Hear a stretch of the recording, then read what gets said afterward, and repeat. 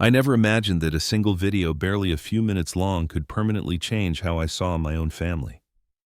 It was a quiet evening, the kind that settles gently over the house when you've lived alone long enough to stop expecting noise. I was scrolling through my phone without interest, the way people do when they're killing time rather than seeking connection. I rarely use social media. That had always been Eleanor's domain. She kept up with birthdays, anniversaries, distant cousins. After she died, the app stayed on my phone out of habit more than desire. That night, a notification appeared. My son, Daniel Whitmore, had been tagged in a video by his wife, Lauren. Curiosity, nothing more, made me tap the screen. The video opened to a living room I recognized from photographs. Cream-colored walls, expensive furniture arranged to look effortless. Lauren's parents were hosting a gathering.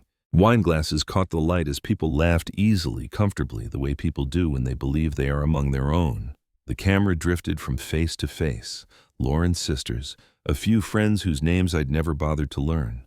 Her father smiling, the practiced smile of a man used to being admired. Music played softly in the background, something modern, instantly forgettable. Then I heard my name.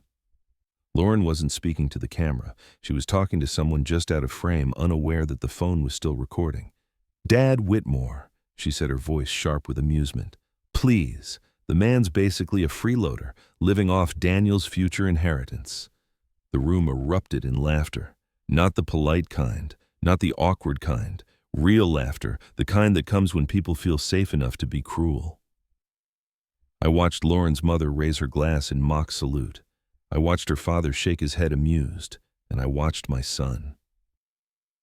Daniel said nothing. He smiled. He lifted his glass, and he drank. I replayed the video, then I replayed it again, not because I doubted what I had heard. I've lived long enough to know that people rarely surprise you. They only reveal themselves. I replayed it because I wanted to remember every face, every laugh, every silent agreement that Charles Whitmore, the man who had quietly carried them for years, was a joke, a burden, a freeloader. I closed the app and set the phone down on the table. The house felt suddenly larger, emptier. I sat in Eleanor's chair by the window and watched the afternoon light stretch across the Rockies, fading slowly into dusk. I didn't call Daniel. I didn't text Lauren. I didn't confront anyone, because something inside me had cracked, not loudly, not dramatically, but completely. I thought of every bill I had covered without question, every problem I had solved in silence, every time I stepped back so they could step forward, every promise never repaid, every loyalty never returned. That video hadn't been meant for me, but it showed me everything I was never supposed to see. What hurt wasn't the insult itself. It was how casual the betrayal was, how easy it came to them. Anger would have been simpler. This was something colder. That night, sleep didn't come. I lay awake in the bedroom Eleanor and I had shared for 40 years, staring at the ceiling, listening to the house settle. Her side of the bed remained untouched, just as it had since the morning she closed her eyes and didn't open them again. Instead of counting breaths, I counted numbers. The mathematics of fatherhood.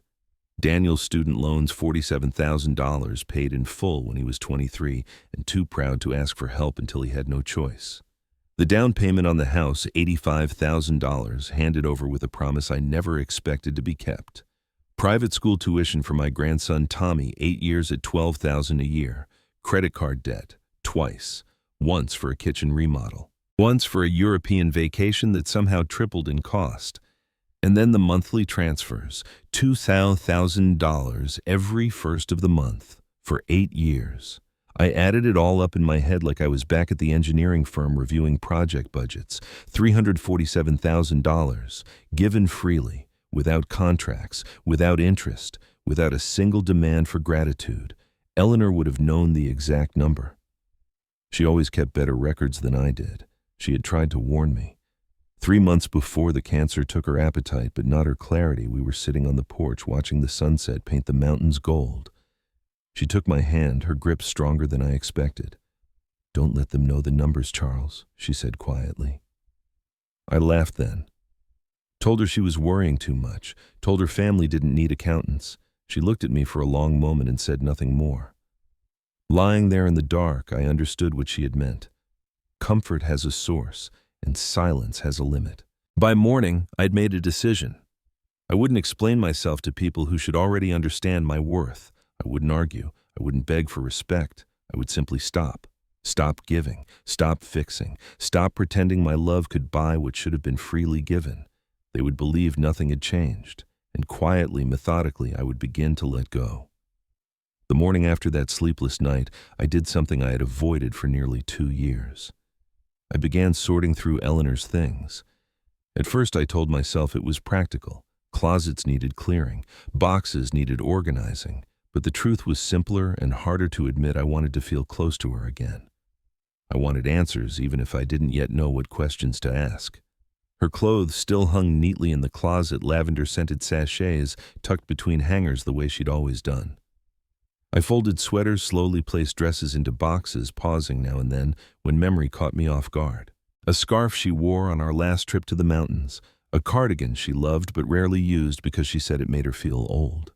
In the bottom drawer of her nightstand, beneath a stack of birthday cards and a faded photograph from our wedding day, I found the journal.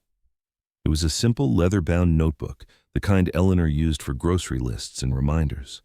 But when I opened it, I knew immediately this was something different. The entries were dated, organized, careful. It felt less like a diary and more like evidence. At first, the pages held ordinary thoughts, worries about her health, reflections on our early years together, notes about books she wanted to read when she felt stronger. Then I reached an entry written 3 years before her death, and the words stopped me cold. "Lauren doesn't love Daniel," Eleanor had written. "She loves what he'll inherit." My hands tightened around the journal. I've watched her calculate every interaction, Eleanor continued. Every kindness measured against what she might gain. "Charles won't believe me if I tell him. He sees the best in everyone, even when there's nothing good to see." I swallowed hard and kept reading. That's why I love him. And that's why I need to do something myself. I've been talking to Margaret about legal options, protections, ways to make sure Charles is safe when I'm gone. I closed the journal and pressed it against my chest. Eleanor had known. She had seen what I refused to see, and while I clung to faith and forgiveness, she had been planning. My thoughts drifted backward unbidden to the first night Lauren came to our house. Daniel had been dating her for 6 months. He was eager, almost desperate for us to like her. When she walked through the door, I understood immediately why my son had fallen so hard. Lauren was beautiful, yes, but it was more than that. She had a way of making you feel important. She complimented Eleanor's cooking with such warmth that my wife actually blushed. She asked me about my engineering work with what seemed like genuine curiosity. She offered to help with the dishes, to clear the table, to handle anything that needed handling. "You've done so much already," she said with a smile. "Please, just relax." I was charmed. Eleanor was quieter than usual that evening. When I asked her later what she thought, she paused for a long moment before answering. "She's very polished, Charles," she said. "Very polished." I took it as a compliment. I should have heard it as a warning. The early years of Daniel and Lauren's marriage passed without incident, at least on the surface.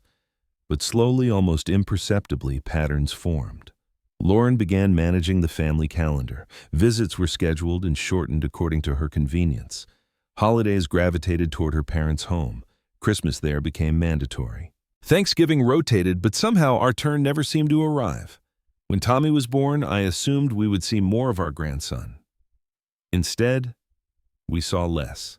Lauren controlled access with practiced efficiency.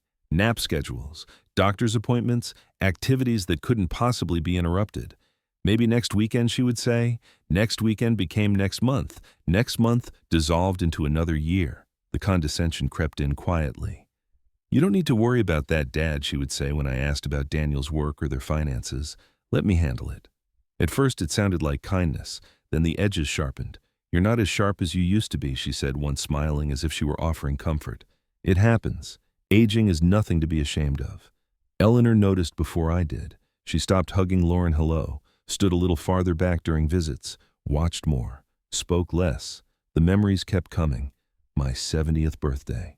Daniel and Lauren had offered to host a dinner in my honor. I arrived with a bottle of wine and a heart full of foolish hope. The table was beautifully set candles, cloth napkins, polished silverware. 4 place settings. One was meant for Lauren's mother. There was no seat for me. "Oh no," Lauren said when she saw my face. "I completely forgot." "I'm so sorry, Dad."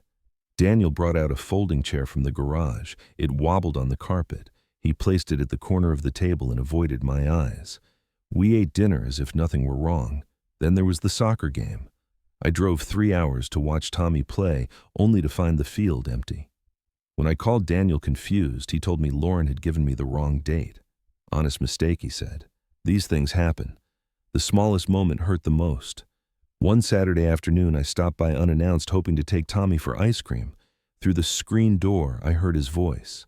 "Why can't Grandpa come to my game tomorrow?" he asked. Lauren answered smoothly. "Grandpa's too old, sweetheart. He'd just slow you down." I stood on the porch. My hand raised to knock and then lowered it. I walked back to my car without a sound. Daniel had been in the kitchen, close enough to hear. He said nothing. Sitting alone that evening with Eleanor's journal beside me, I finally allowed myself to ask the question I had avoided for years. Had my son been weak? Or had he been waiting? I didn't know the answer yet. But I knew this: I would not spend whatever time I had left arguing for my worth. I would withdraw quietly and let the truth reveal itself. The decision to act didn't arrive with anger or resolve. It came quietly, the way clarity often does after denial finally loosens its grip. I woke the next morning with a sense of focus I hadn't felt in years. The fog was gone. In its place was something sharper, steadier. I wouldn't confront anyone. I wouldn't announce changes or deliver ultimatums. I would simply begin to withdraw one small thread at a time and watch how long it took for anyone to notice the fabric unraveling. I started with the auto insurance. 2 years earlier, Lauren had called me with a request wrapped carefully in the language of family obligation. Her car insurance premiums had gone up, she explained. Money was tight. Daniel's salary only stretched so far. Would I mind terribly covering it for a few months? Just until they got back on their feet. Family helps. "Family?" she said, her voice carrying that familiar smile. I agreed without hesitation. The few months became a year, then two. $200 left my account every month like clockwork. That morning I called the insurance company and canceled the policy. The representative sounded concerned. She reminded me that coverage would lapse immediately, warned me about the consequences of driving uninsured. I thanked her and confirmed my decision. When I hung up, I felt something unfamiliar. It took a moment to recognize it. Relief, not satisfaction, not triumph. Relief, the kind that comes when you finally set down a weight you didn't realize you'd been carrying. I didn't call Daniel. I didn't text Lauren. I simply let the payment stop and returned to my routine. Coffee, the garden, a book I'd been meaning to finish. 3 days passed. Then my phone buzzed. "Dad, something's wrong with the insurance. Can you check on it?" "Thanks." No greeting, no concern, just expectation. I set the phone face down on the counter and poured myself another cup of coffee. An hour later, another message arrived. "Hello, this is kind of urgent." The double question marks conveyed irritation poorly disguised as concern. I imagined Lauren staring at her phone, growing increasingly agitated by my silence. The thought gave me no pleasure, but it gave me no guilt either. The third message came that evening. "Daniel says you're being weird." "What's going on?" Daniel says. Not Daniel is worried. Not Daniel wants to talk. Just a report of my strangeness delivered without compassion. I turned off my phone and placed it in the drawer of the hallway table where it could buzz and chirp without disturbing my peace. That night, I slept better than I had in months. 2 days later, I drove to Denver. I hadn't called ahead. Part of me worried that if I gave notice, I might lose my nerve. But as I pulled into the gravel driveway of Margaret Hale's bungalow and saw her standing on the porch holding 2 cups of coffee, I realized my caution had been unnecessary. She had been expecting me. "Charles," she said warmly, as if my arrival were simply the next item on a schedule she'd memorized long ago. "Eleanor said you'd come eventually. I just didn't know when." She handed me a cup and gestured toward 2 wooden rocking chairs facing the mountains. We sat in silence for a moment, the wind carrying the scent of pine through the crisp autumn air. "You found the journal," she said. It wasn't a question. "I did?" I replied. "She wrote about you, about legal protections." Margaret nodded. "Eleanor loved you more than anything, but she also knew you. She took a sip of coffee before continuing. She knew you would never agree to certain precautions while she was alive. You would have said she was being paranoid. That family deserved trust, that Lauren deserved the benefit of the doubt. She smiled sadly. Eleanor used to call it your beautiful blindness. I wanted to argue, to defend myself, but the words wouldn't come. Tell me about my finances, I said instead. Tell me what Lauren actually controls. Margaret set her cup down and leaned forward, her expression sharpening into something professional. Lauren believes she has significant influence, she said. She's told people she manages your affairs. Even consulted a financial advisor last year about what she called family estate planning. My stomach tightened. And does she? Margaret smiled just a little, not even close. She went inside and returned with a thick manila folder which she placed in my hands. Inside were bank statements, investment summaries, property deeds. Eleanor's handwriting appeared in the margins, neat and deliberate. Your house is in your name only, Margaret said. Eleanor made sure of that 5 years ago. Your investment portfolio, about $400,000, is held in accounts that list only you as the owner. Your pension, your Social Security, all yours. What about the joint account, I asked.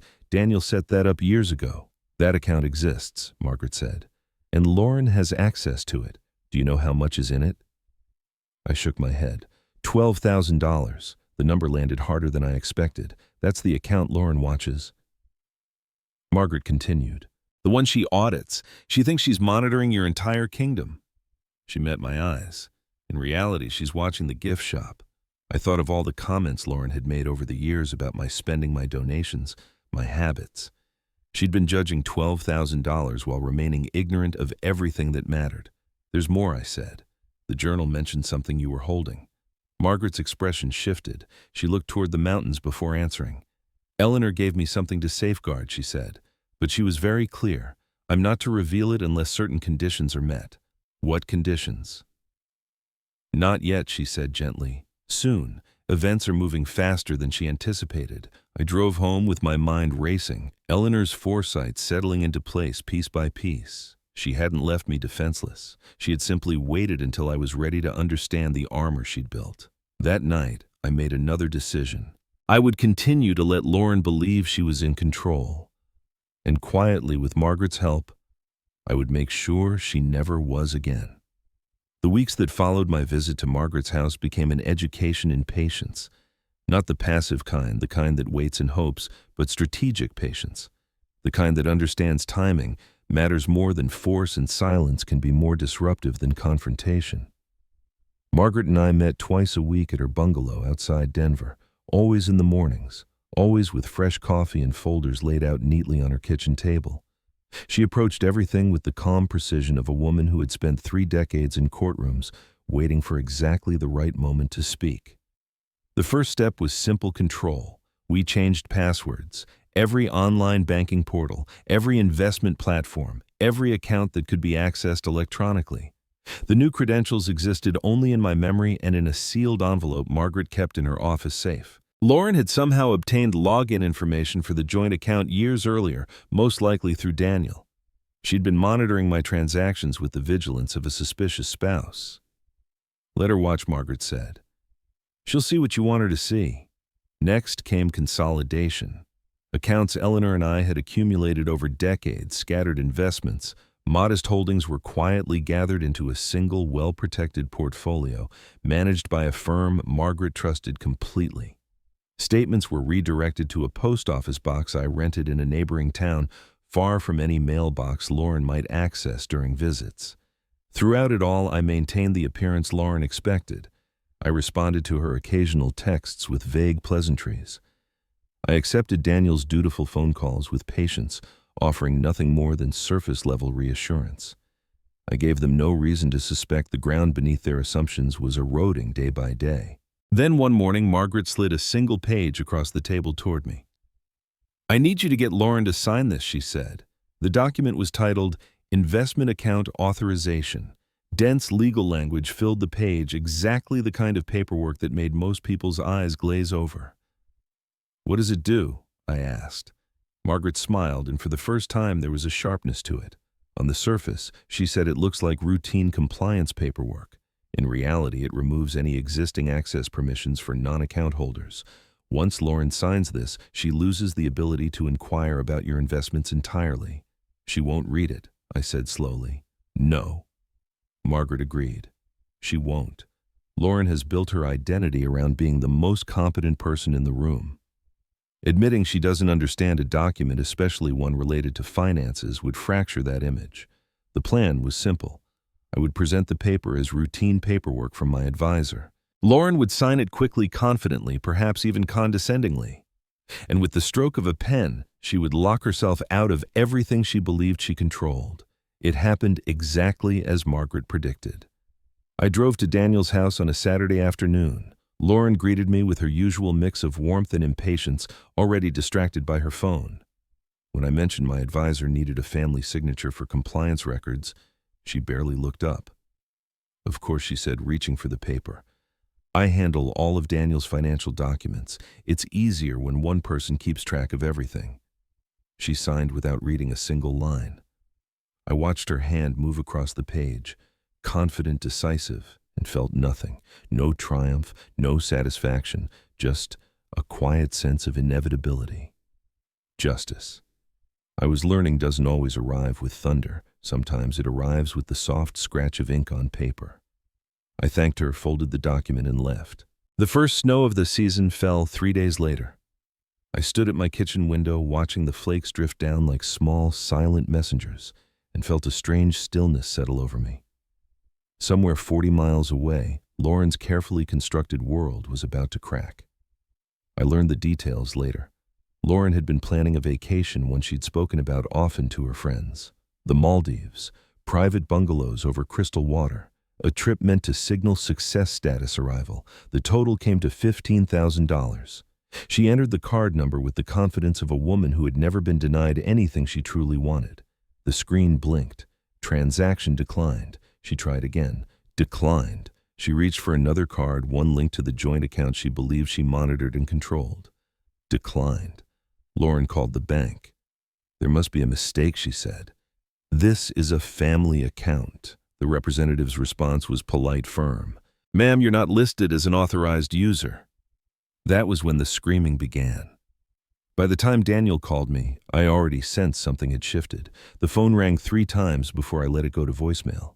When I finally listened, his voice was different. Dad, he said quietly, I know what you're doing. I understand. A pause. But Lauren's losing it, completely. Please, just be careful. Not anger, not accusation, a warning.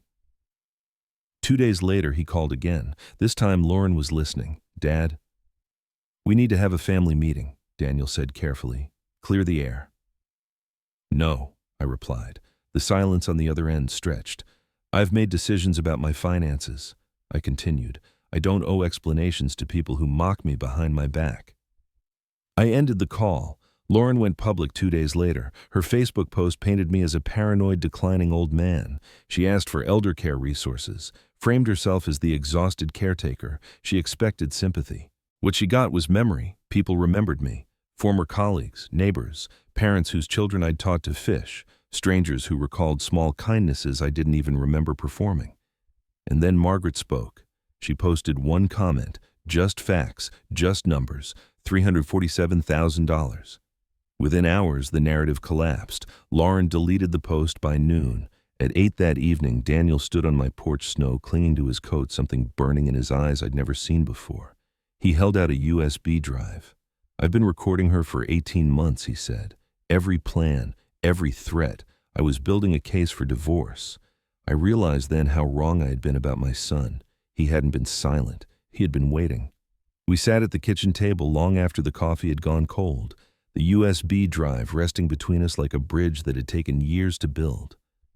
Daniel looked older than his 41 years. There were lines into the corners of his eyes that hadn't been there before, and a weariness in his posture I'd mistaken for weakness all this time. He didn't rush his words.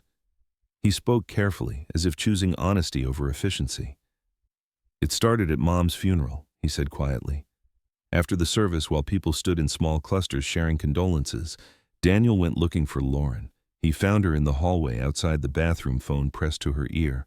her voice low but animated. She didn't know I was there, he said. She told her mother, "At least now there's one less person standing between us and the money." The words settled heavily between us. I confronted her a few weeks later. Daniel continued. I mentioned divorce. That's when everything changed. Lauren's charm vanished. In its place came threats calculated, rehearsed.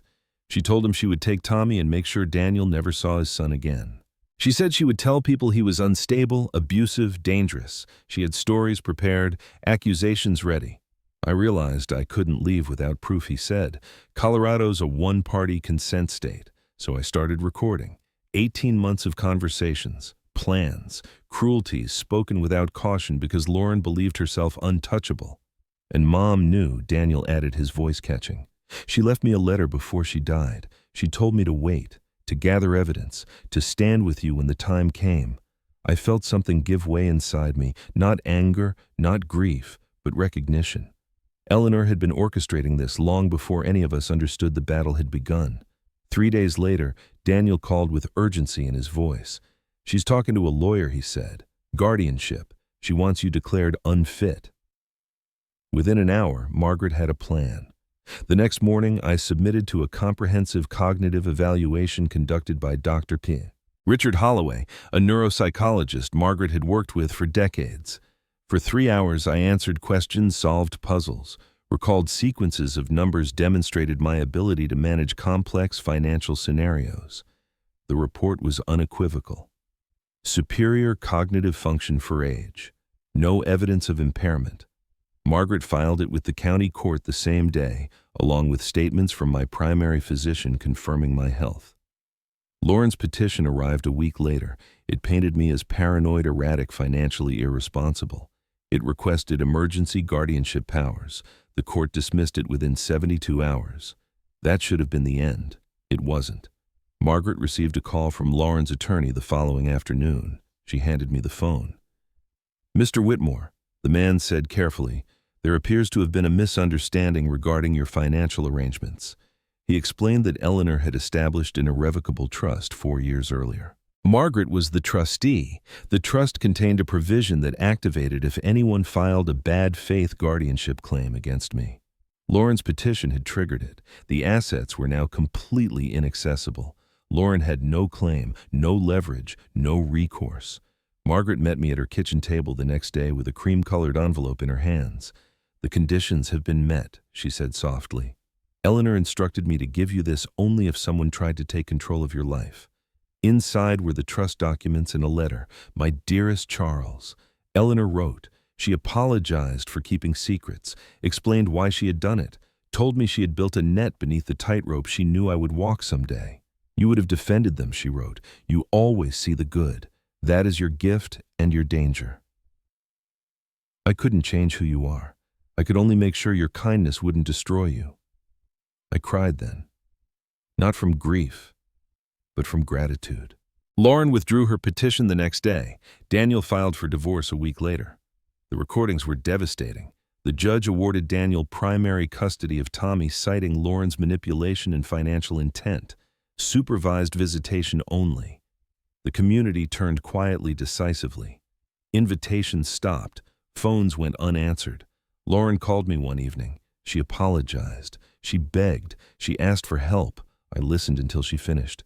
"You had 15 years, I said calmly. 15 years to choose decency. I ended the call. Spring came. Daniel moved closer. Tommy spent Sundays with me. Pancakes returned to the table Eleanor and I had shared for decades. I established the Eleanor Whitmore Scholarship Fund for first-generation college students. It felt right. On Eleanor's birthday, I visited her grave and thanked her for seeing what I could not, for protecting what mattered, for loving me enough to prepare. I used to think revenge meant destruction. I was wrong. Real revenge is living well, quietly, fully, while those who mistook your kindness for weakness are left to face the truth they tried to bury. And that truth in the end speaks for itself.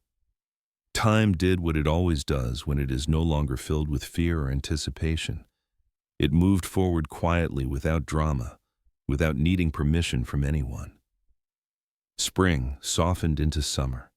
The mountains outside my window shifted from snow-dusted gray to deep, confident green. Eleanor's garden came back to life in stages, just as she always said it would. First the tulips, then the roses, then the tomatoes that never seemed to grow all at once, but always somehow enough. Daniel settled into a new rhythm. He found an apartment 3 miles from my house, close enough for convenience, far enough to feel like a fresh start. It wasn't grand. 2 bedrooms, simple furniture. But when he spoke about it, there was relief in his voice rather than embarrassment. For the first time in years, he was choosing stability over image. Tommy adapted faster than any of us expected. Children often do when the adults around them stop lying. He moved between households with the quiet resilience of a boy who sensed that the ground beneath his feet was finally solid. On the weeks he stayed with his father, he still came by my house on Sunday mornings. We made pancakes the way Eleanor used to, too much butter, a little vanilla, and the batter blueberries folded in at the last minute.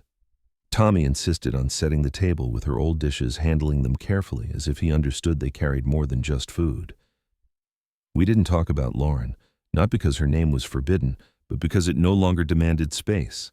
Some chapters close without ceremony. This one had said everything it needed to say. Daniel changed in subtle ways. He laughed more easily. He listened without checking his phone.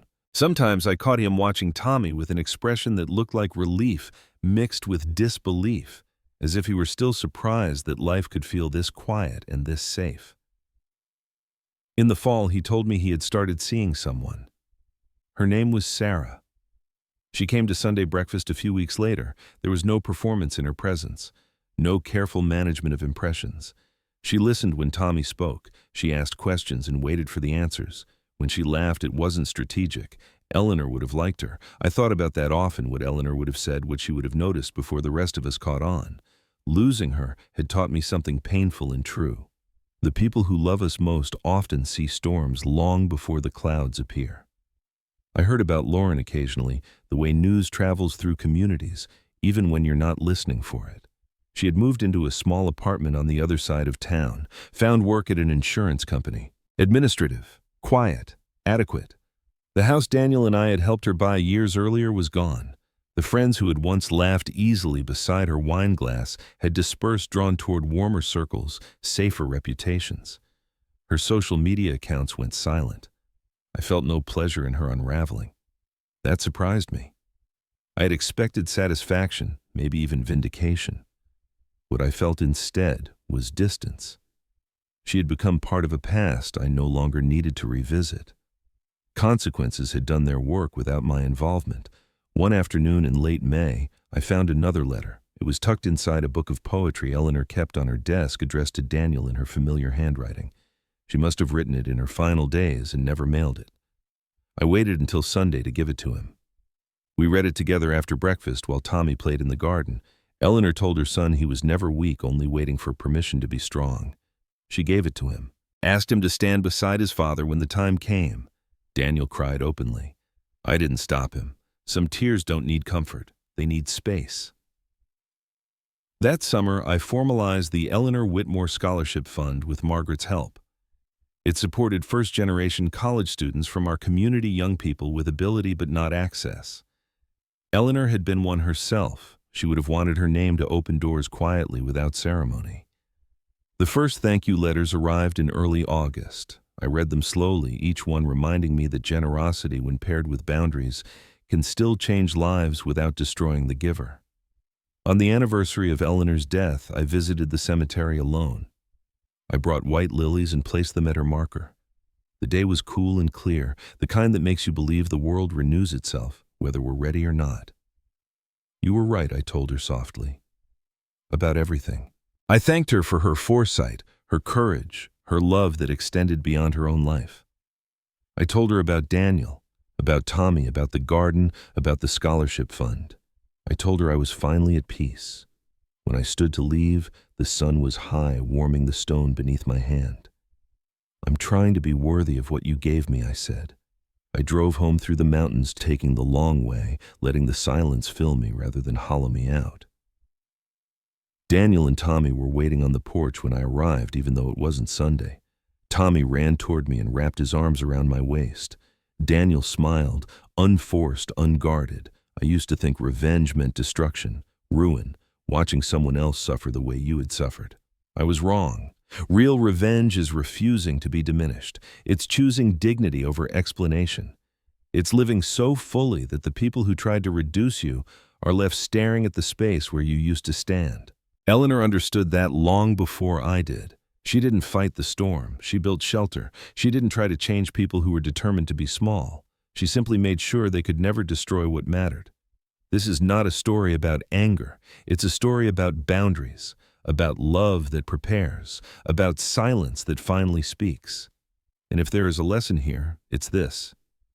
Kindness is not weakness, but it must be protected. Love does not require self-erasure, and sometimes the most powerful revenge is simply living well with your head high and your heart at peace. Life did not transform overnight into something cinematic or dramatic. There were no victory speeches, no public apologies, no moment where everything suddenly felt complete. What came instead was something quieter and far more lasting: normalcy. At first it felt unfamiliar. I would wake in the early hours as I always had and lie there waiting for the familiar tightening in my chest, the sense that another problem was about to land on my shoulders. Another crisis would require my intervention. But morning after morning, nothing came. No urgent messages. No veiled demands disguised as concern. No expectation that I would fix what someone else had broken. It took time to trust that silence. I returned to small habits I had abandoned without realizing it. I started walking longer routes through the neighborhood, stopping to talk to people I'd waved at for years but never really spoken to. I joined a local book club Eleanor had once encouraged me to attend. The members were younger than I expected. Curious, opinionated, and refreshingly uninterested in my past generosity or family drama. To them, I was simply Charles, the retired engineer who liked strong coffee and had thoughtful things to say about bridges, both literal and otherwise. Daniel began stopping by during the week, not because he needed something, but because he wanted to. Sometimes we worked in the garden together. Sometimes we said very little at all.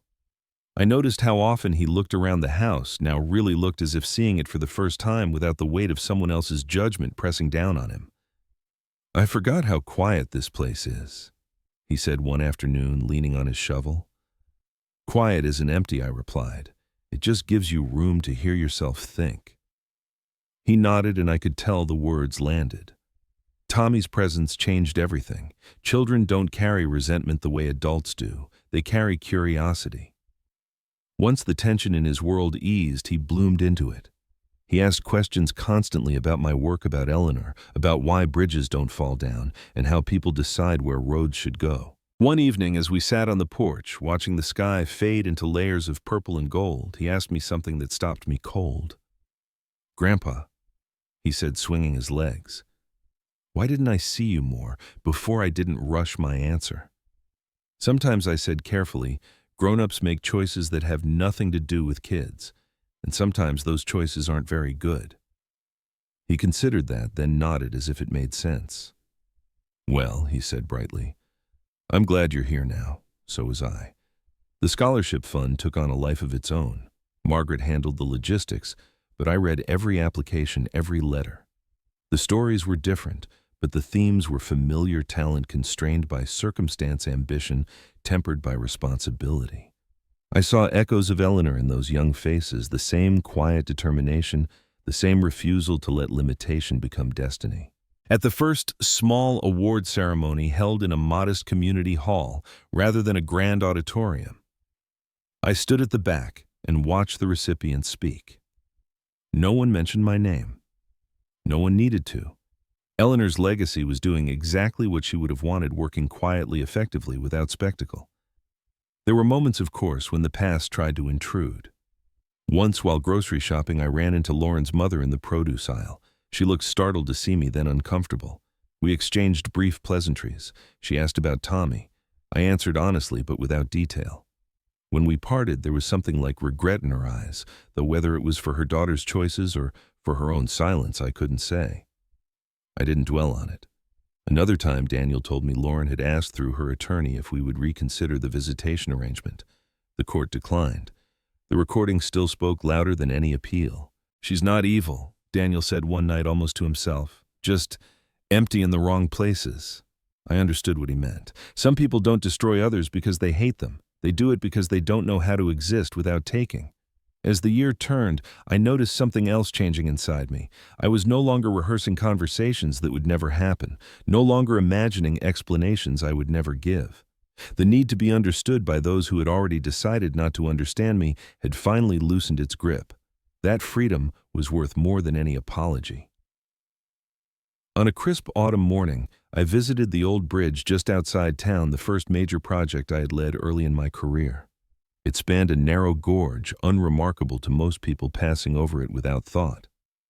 I parked the car and walked out onto it, resting my hands on the rail. Engineering had taught me something important.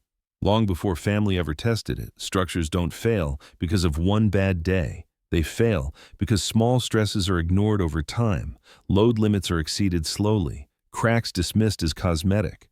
But when a bridge is built correctly, when allowances are made, when safeguards are designed, it doesn't need to be defended constantly. It simply stands. Eleanor had built that kind of structure around my life. She hadn't demanded I change. She hadn't tried to control outcomes she knew were beyond her reach. She had prepared quietly and meticulously, trusting that when the time came, truth would hold its own weight. As I stood there, a strange sense of gratitude washed over me, not just for her protection, but for the lesson I had learned too late to spare myself pain, but early enough to reclaim what remained. That evening, Daniel and Tommy joined me for dinner. Sarah came too. The table was crowded, a little noisy, imperfect. It felt real. Tommy spilled his water. We laughed. Daniel burned the garlic bread. Sarah teased him gently. No one was managing impressions. No one was keeping score.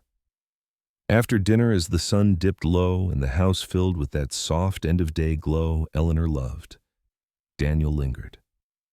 "I used to think strength meant keeping the peace at any cost," he said quietly. "Now I think it means knowing what you won't accept anymore." I met his eyes.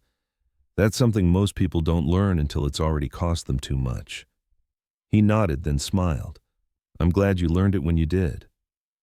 So was I. There was no grand ending to any of this, no final confrontation, no moment where the past apologized for itself. There was only this, a life reclaimed piece by piece, boundary by boundary, morning by quiet morning. And that I had learned was more than enough.